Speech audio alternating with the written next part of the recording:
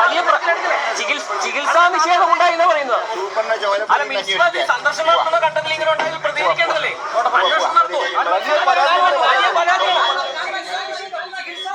എന്ത് പരാതി അല്ലെങ്കിൽ എന്ത് പരാജയ സുഹൃത്തുക്കളെ, നമ്മുടെ ആരോഗ്യമന്ത്രി കെ മുരളീധരൻ സന്ദർശനം നടത്തി ഇന്ന് ഇടുക്കി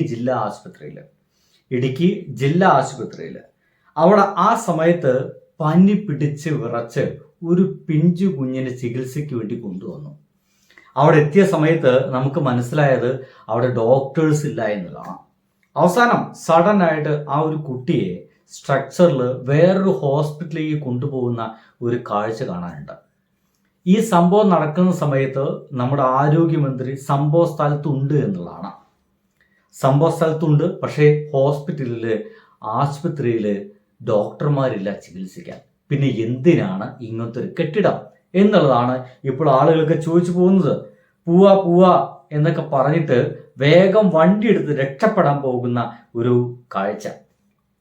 ഞാൻ ചുമ്മാ ഇതിന്റെ കമന്റിലേക്ക് നോക്കിപ്പോയി. കേരളം അർഹിച്ച മാറ്റം.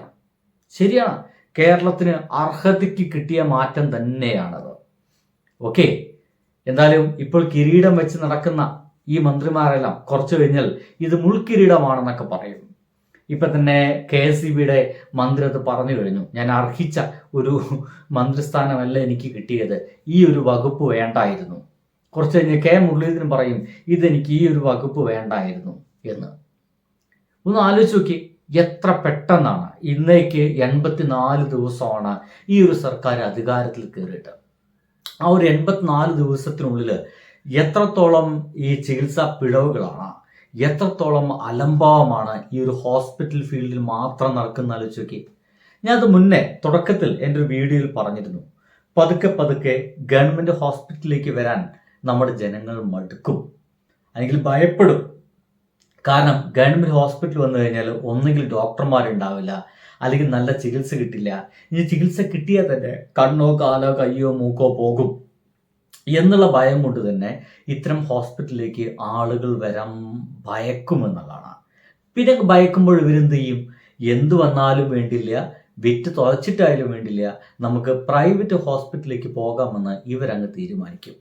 അങ്ങനെ ജനങ്ങളെ കൊണ്ട് സ്വാഭാവികമായിട്ടും സാധാരണമായിട്ടൊരു സംഭവമായിട്ട് തീർക്കുകയും അവരെ കൊണ്ട് അത് തീരുമാനമെടുപ്പിക്കുക എന്ന് പറയുന്ന അവസ്ഥയിലേക്ക് എത്തിക്കുകയാണ് ഇപ്പോൾ നമ്മുടെ ഈ ഒരു ഗവൺമെന്റ് ലക്ഷ്യമെന്നാണ് ഇപ്പോൾ കമന്റുകൾ മുഴുവൻ പറയുന്നത്. വേണമെങ്കിൽ നമുക്ക് അവരെ കമന്റോളികൾ എന്നൊക്കെ വിളിക്കാം, സോഷ്യൽ മീഡിയ കമന്റോളികൾ. എന്ത് കമന്റോളി തെറി വിളിച്ചാലും ഉള്ളതൊരു യാഥാർത്ഥ്യമാണെന്ന് തോന്നിപ്പോകുന്ന സുഹൃത്തുക്കളെ. ഇപ്പൊ തന്നെ ആ ഒരു കൺമുമ്പിലാണ്, ഇദ്ദേഹത്തിന്റെ കൺമുമ്പിലാണ് ആ ഒരു കൊച്ചു കുഞ്ഞിനെ സ്ട്രക്ചറിൽ കൊണ്ടുപോകുന്ന കാഴ്ച കണ്ടത്. നിങ്ങൾക്ക് വേണ്ട ആ കാഴ്ച ഒന്ന് കാണിച്ചു തരാൻ ചെറുതായിട്ട്, തുടക്കമൊന്നും കാണിക്കില്ല കേട്ടോ. എന്താ ആ കുട്ടിയെ സ്ട്രക്ചറിൽ കയറ്റിയിട്ട് കൊണ്ടുപോകുന്ന കാഴ്ചയാണ്. നമുക്കറിയാം ഇതിന് തൊട്ടടുത്ത് അദ്ദേഹത്തിന്റെ പൈലറ്റ് വാഹനവും മന്ത്രിയുടെ വാഹനവും ഒക്കെ നിൽക്കുന്നുണ്ട്. അദ്ദേഹം അത് നോക്കി നിൽക്കുകയാണ്. അങ്ങനത്തെ ഒരു അവസ്ഥ ഉണ്ടാകുന്നത്. മണിക്കൂറുകളോളാണ് അത്രേ അവിടെ ഇന്ന് ക്യൂ നിന്നത്. ഒരാൾക്കും ചോദ്യമില്ല, ചോദ്യം ചോദിച്ചാൽ തന്നെ മറുപടിയില്ല, ന്യായീകരണങ്ങൾ മാത്രം. ഇനിയിപ്പോ ഇങ്ങനെ ഒരു സംഗതി നടന്നുവല്ലോ എന്ന് ചോദിച്ചു കഴിഞ്ഞാൽ പിണറായി വിജയന്റെ കാലഘട്ടത്തിൽ എത്ര കുഞ്ഞുങ്ങൾക്ക് ചികിത്സ കിട്ടാതിരുന്നു എന്ന് പറയുന്ന ഒരു കണക്കായിരിക്കും കൊണ്ടുവരിക. കഴിഞ്ഞ ദിവസം കടലിൽ പോയ ആളുകളുടെ പറ്റിയിട്ട് ചർച്ച നടക്കുമ്പോൾ പിണറായി വിജയന്റെ കാലത്ത് 148 പേരെ കാണാതായിട്ടുണ്ട്, എൻ്റെ ഭരണകാലത്ത് വെറും 3 പേരല്ലേ കാണാതായിട്ടുള്ളൂ എന്ന ഒരു അഴകുഴമ്പൻ ജനാധിപത്യ വിരുദ്ധമായിട്ടുള്ള മനുഷ്യത്വ വിരുദ്ധമായിട്ടുള്ള ഒരു മറുപടിയാണ് നമ്മുടെ പ്രിയപ്പെട്ട മുഖ്യമന്ത്രിയിൽ നിന്ന് നമുക്ക് കിട്ടിയത്. ഇങ്ങനത്തെ മറുപടി കിട്ടുമ്പോൾ നമ്മൾ ഇനി എന്ത് ചെയ്യും?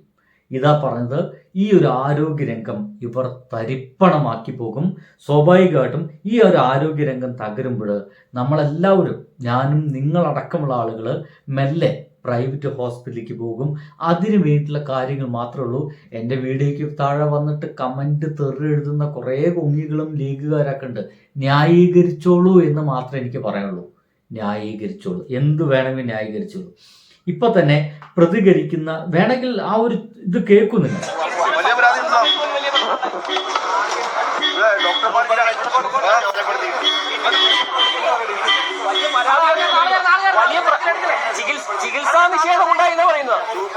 അല്ല മിനിസ്റ്റർ സന്ദർശനം നടത്തുന്ന ഘട്ടത്തിൽ ഇങ്ങനെ ഉണ്ടായത് പ്രതികരിക്കേണ്ടതല്ലേ? അന്വേഷണം നടത്തുമോ?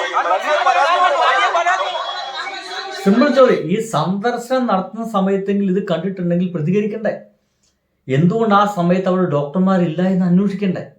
ഡോക്ടർമാർ ലീവാണെങ്കിൽ എന്തുകൊണ്ട് അവർ ഇത്തരം ഒരു സന്ദർഭത്തിൽ, നമ്മുടെ നാട്ടിൽ പനി പടർന്നു പിടിച്ചുകൊണ്ടിരിക്കുന്ന ഈ സന്ദർഭത്തിൽ ഇവർ ലീവ് എടുത്തു എന്ന് അന്വേഷിക്കണ്ടേ? ഇനി അവിടേക്ക് വരാതിരിക്കുകയും മറ്റും ചെയ്യുന്ന അനാസ്ഥയാണെങ്കിൽ അതിനെതിരെ നടപടി എടുക്കണ്ടേ? ആ സ്ഥലത്ത് വെച്ച് അത് ചെയ്യണ്ടേ? അതൊന്നും ചെയ്യാതെ എവിടേക്കാണ് നമ്മുടെ മന്ത്രിമാർ രക്ഷപ്പെടുന്നത്? കഴിഞ്ഞ കുറച്ച് ദിവസമായി രക്ഷപ്പെട്ട് നടക്കുന്ന ചില മന്ത്രിമാരൊക്കെ ഇപ്പോൾ നമ്മുടെ ആളുകളുടെ മുമ്പിലേക്കൊക്കെ എത്തി തുടങ്ങിയിട്ടുണ്ട്. ഇപ്പോൾ ഫിഷറീസ് വകുപ്പ് മന്ത്രി ഇപ്പോൾ ജോണിന്റെ ആഭ്യന്തര വകുപ്പ് മന്ത്രിയും ഫിഷറീസ് വകുപ്പ് മന്ത്രിയും ഇപ്പോൾ വിഴിഞ്ഞത്ത് ജോണിന്റെ വീട്ടിലേക്ക് എന്താണ് താൻ കൊണ്ടുപോകുന്ന വകുപ്പ് എന്ന് പോലും അറിയാത്ത മന്ത്രിമാർ നമ്മൾക്കിടയിലുണ്ട്. സത്യം പറഞ്ഞു കഴിഞ്ഞാൽ ഇങ്ങനത്തെ ഒരു ഫിഷറീസ് മന്ത്രി ഉണ്ടെന്ന് നമുക്ക് എല്ലാവർക്കും മനസ്സിലായത് ഇങ്ങനത്തെ ഒരു പ്രശ്നമുണ്ടായ സമയത്ത് തന്നെയാണ്. ഇനി ചെറുപ്പക്കാരെല്ലാം ചോദ്യം ചോദിക്കാൻ തുടങ്ങിയിട്ടുണ്ട്. അതിന് ഉത്തരം പറഞ്ഞേ ഒക്കൂ എന്നുള്ളതാണ്. കാണാതിരുന്ന് 11 ദിവസമായി. 11 ദിവസമാകുമ്പോ ഈ 11 ദിവസം ഞങ്ങൾ അനുഭവിച്ച മാനസിക വ്യതകളെന്ന് പറഞ്ഞാൽ പറഞ്ഞറിയിക്കാൻ പറ്റത്തില്ല. നാളെ പപ്പ തിരിച്ചു വരുമെന്ന് ഞങ്ങൾ ഇപ്പോഴും വിശ്വസിക്കുന്നു. ഉറപ്പായിട്ടും തിരിച്ചു വരുമെന്ന് വിശ്വസിക്കുന്നു. നാളെ ഒരു പക്ഷേ വീണ്ടും പണിക്ക് പോകേണ്ടി വരും. ഇവിടെ ഉള്ളവർ വീണ്ടും പണിക്ക് പോകും. അപ്പോ കുടുംബങ്ങളിലുള്ള പെണ്ണുങ്ങൾക്കും വീടുകൾക്കും സമാധാനത്തോടെ ഇരിക്കാൻ പറ്റണം. വേറെ ഒരു ഉദ്ദേശത്തിലുമല്ല. ഇത് ഒരു രീതിയിൽ ഞങ്ങൾ എത്ര കൃത്യമായിട്ടാണ്. ഒപ്പം തന്നെ അവർ പറയുന്നുണ്ട്, മത്സ്യത്തൊഴിലാളികളെ അവഹേളിച്ച മുഖ്യമന്ത്രി മാപ്പ് പറയണമെന്ന്. ഒരു കുടുംബത്തിൽ നിന്നാണെങ്കിലും അതൊരു ഗംഭീര ഡയലോഗാണ്, ഗംഭീര വാക്കുകളാണ്. മുഖ്യമന്ത്രിയുടെ പരാമർശങ്ങളും അങ്ങനെ ആയിരുന്നു. മുരളീധരൻ എന്ന് പറഞ്ഞ ആ മന്ത്രിയും അദ്ദേഹവും അങ്ങനെ തന്നെയാണ്. 3 ദിവസം കഴിഞ്ഞിട്ടേ കടലിൽ പോയിട്ട് ഇറങ്ങാൻ പറ്റത്തുള്ളൂ. മുഖ്യമന്ത്രി ഒരു ഇതിൽ പ്രസ് മീറ്റിൽ പറഞ്ഞിരിക്കുന്നത് അത് കടലിൽ അങ്ങനെയല്ലേ, കടൽ തീരത്ത് പോയാലുള്ള അവസ്ഥ അറിയാമല്ലോ. എന്നോട് ഫോൺ കോളിലും അദ്ദേഹം സൂചിപ്പിച്ചത്, അതെ, ഫോൺ സംസാരിച്ചപ്പോഴത്തേക്കും അദ്ദേഹം പറഞ്ഞത്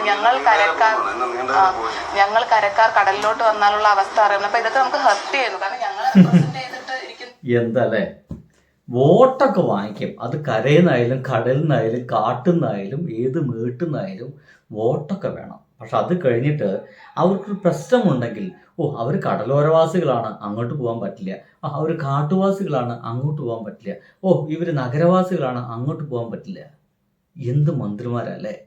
സത്യം പറഞ്ഞു കഴിഞ്ഞാൽ നമ്മളൊക്കെ ഇങ്ങനെ വീഡിയോ ഒക്കെ ചെയ്യുമ്പോഴേ ഇതൊക്കെ കാണുമ്പോൾ നമുക്ക് ഭയങ്കര അമർഷമൊക്കെ തോന്നിപ്പോകും. ഒപ്പം തന്നെ എനിക്ക് അമർഷം തോന്നുന്നത് വിജയിച്ച വി.ഡി. സതീശൻ മേനോൻ സർക്കാരിനോടൊന്നല്ല. അതിൽ വിജയിച്ച ഒരാളോട് നമുക്കെന്തിനാണ് അമർഷം? നമ്മുടെ മുഖ്യമന്ത്രിയല്ലേ. കാര്യങ്ങൾ ചെയ്തിട്ടില്ലെങ്കിൽ നമ്മൾ വിമർശിക്കുന്നുള്ളതാണ്. പക്ഷേ എനിക്ക് അമർഷം തോന്നുന്നത് ഒറ്റ ആളുകളോടാണ്. അത് കേരളത്തിലെ ജനങ്ങളോടാണ്. കഴിഞ്ഞ 10 വർഷത്തെ ഭരണം കണ്ടിട്ടും അതിലുള്ള മാറ്റങ്ങൾ കണ്ടിട്ടും ഭംഗിയായിട്ട് ജീവിക്കുന്നത് കാണുന്നത് നിങ്ങൾക്കാർക്കും സഹിക്കണില്ല. ഇവിടെ വളരെ വൃത്തിയായിട്ട് ഇപ്പം തന്നെ അതാ പെൻഷൻ നിർബന്ധ സാധനമല്ല, വേണമെങ്കിൽ നിർത്താം, ഗവൺമെൻറ് വേണമെങ്കിൽ നിർത്താം എന്നുള്ളൊരു ആലോചന ഇന്ന് വന്നിട്ടുണ്ട് കേട്ടോ. അങ്ങനെ അടക്കമുള്ള ഒരു തീരുമാനത്തിലേക്ക് നമ്മുടെ ഗവൺമെൻറ് എത്തുകയാണ്. ഇവിടെ അങ്ങനത്തെ ഒരു തീരുമാനമേ ഉണ്ടായിരുന്നില്ല. ഗവൺമെൻറ്റിന് ഇവിടെ പെൻഷൻ നിർത്തുക എന്നതിനേക്കാൾ അത് കൂട്ടാനായിരുന്നു താല്പര്യം, അല്ലേ? 3000 രൂപയ്ക്ക് ഇവരും കൂട്ടി അവരും കൂട്ടി. അപ്പോഴും ആളുകൾക്ക് പിണറായി വിജയൻ ചിരിക്കുന്നില്ല എന്നുള്ള പ്രശ്നം മാത്രമേ ഉള്ളൂ. ചിരിക്കുന്ന ഒരാളെ മതി, വേറെ ഒന്നും കിട്ടിയില്ലെങ്കിലും വേണ്ട. നല്ല രീതിയിൽ സ്കൂൾ വേണ്ട. ഇപ്പം കഴിഞ്ഞ ദിവസമാണ് ഒരു ഹോസ്പിറ്റൽ പൂട്ടിപ്പോയത്. ഒരു ഹോസ്പിറ്റൽ പൂട്ടിയ സുഹൃത്തുക്കളെ, ആരെ ചർച്ച ചെയ്യുന്നത്? ഏത് മാധ്യമങ്ങളെ ചർച്ച ചെയ്യുന്നത്? ആർക്കും പരാതിയില്ല, ആർക്കും മിണ്ടാട്ടമില്ല. അതല്ല വീണ ജോർജിൻ്റെയോ അല്ലെങ്കിൽ നമ്മുടെ ശൈലജിയുടെ കാലഘട്ടത്തിലാണെങ്കിൽ അവരൊക്കെ ശൂലത്തിൻ്റെ മേലെ കുത്തി നിർത്തില്ല ഈ മാധ്യമങ്ങളെല്ലാം. ഇപ്പം മാധ്യമ പടകൾക്കോ ഈ മാപ്രകൾക്കോ ഒരു പ്രശ്നവുമില്ല എന്നുള്ളതാണ്. വല്ലാത്ത കാലമാണ്, നശിച്ചു കൊണ്ടിരിക്കുകയാണ്. എന്തായാലും അതിനെല്ലാം വേണ്ടിയിട്ട് വോട്ട് കുത്തി എല്ലാവർക്കും വീണ്ടും വീണ്ടും വീണ്ടും ആശംസകൾ.